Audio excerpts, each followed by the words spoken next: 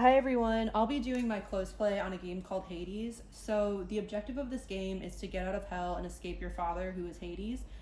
You start off in this room and your first choice is to choose a weapon. Typically the one that's most effective is the gun, which I do think is pretty symbolic just because it is a man-made weapon from Earth. As you go through the game, a lot of the gods call it a disgrace. And so here is the first level. You do start off, on the lowest level of hell, and you do come across different boons that have different power-ups. So this is one of them. You're often given 3 choices, and this does kind of require a little bit of critical thinking just because it's easy to choose, the biggest number or the largest percentage, but that isn't always the best choice. So you do kind of have to stop and, take a minute just to see, what you're really choosing.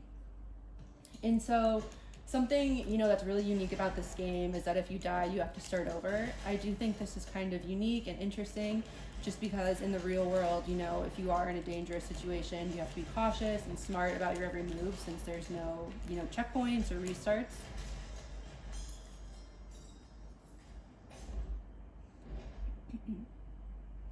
And as you go through this game, something really important to remember is that you do actually need balanced power from each god in order to win. Sometimes this does take a few tries in order to, realize. I went through the game and I always went for the same power-ups, and then in the end I would lose and I would get very frustrated. So as you go through, you kind of learn to pick, a boon from each god, and then that usually helps you in the boss battles.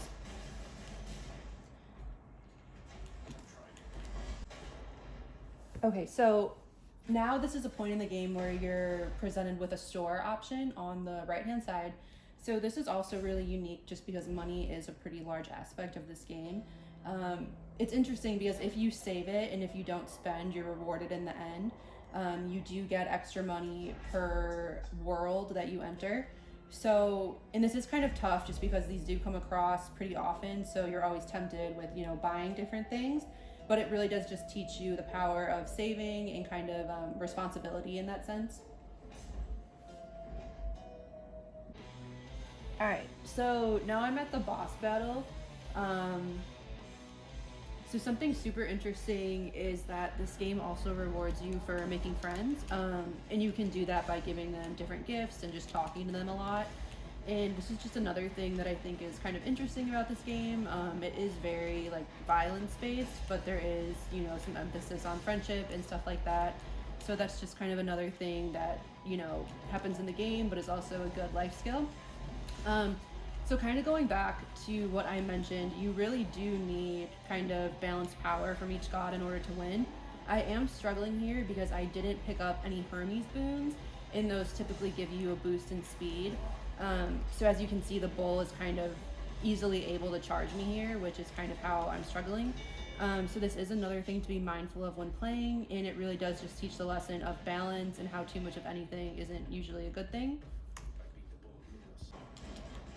Okay, so overall, kind of everything I talked about, these are all just aspects that make the game, feel super rewarding in a way. It is pretty frustrating at first to die and kind of have to start over each time, but it just makes it feel like even more of an accomplishment when you actually beat it all in one go. It does involve a lot of critical thinking as well, which is a great skill to have for both the game and in real life. Even just kind of the math elements involved with the percentages and just really, slowing down and figuring out what power up you're choosing.